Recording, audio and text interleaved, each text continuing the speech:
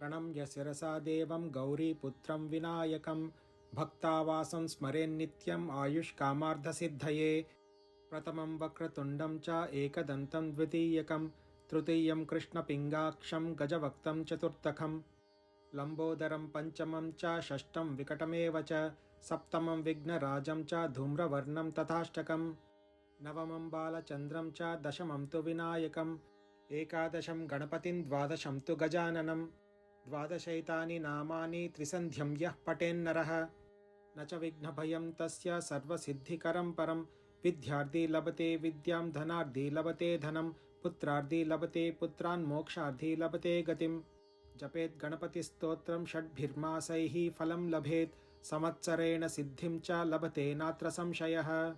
अष्टानां ब्राह्मणां च लिखित्वा यः समर्पयेत् तस्य विद्या भवेत् सर्वा गणेशस्य प्रसादतः।